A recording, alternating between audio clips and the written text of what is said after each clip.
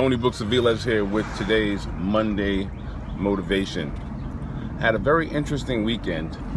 It was the ultimate honeydew weekend. All the husbands, you understand how that works. Honeydew this, honeydew that. So my wife wanted me to assist her with doing some work in the yard, and basically what that means is I pick things up and put them down, and she points her finger like, well, put that over there and put that over there, and that's how that works. So husbands, you know about the honeydew weekend, especially if you're a homeowner. And we had some trouble with the sink, and the sink basically was stopped up, right? So the women have all the hair. Obviously I don't have that issue, and collection of hair got into the sink, and so I decided rather than call the plumber and get hit with the $150, $175 deal, I was going to go ahead and do it myself.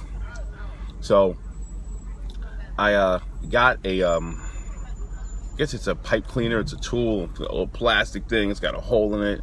It's got like points, like jagged edges that come up. So you put it in there and you kind of turn it around. It collects whatever's in there and you pull it up. It's nasty, by the way. But then it clears the sink. So I did that, and didn't work.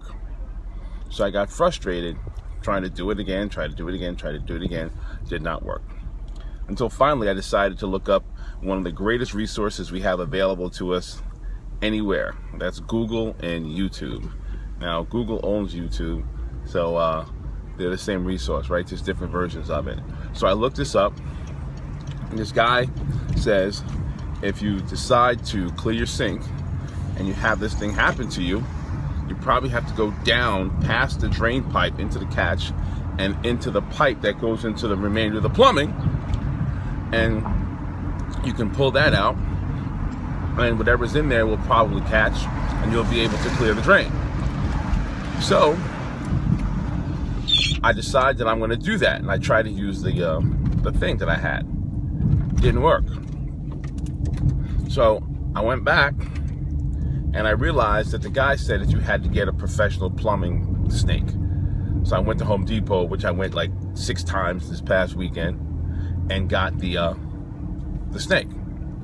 So I was snaked it all the way through to the system and hit a bump, and you got to turn the thing, and then you keep going further and further. It's like I could have gotten a 10-foot long snake, but me being the extremist that I have, got the 25-foot long snake.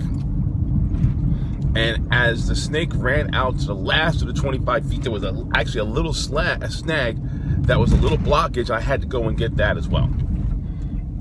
So had I not gotten the right tool, because the first tool I used didn't work, and because that last blockage, by the way, I ended up fixing it. That last blockage was 25 feet within the system.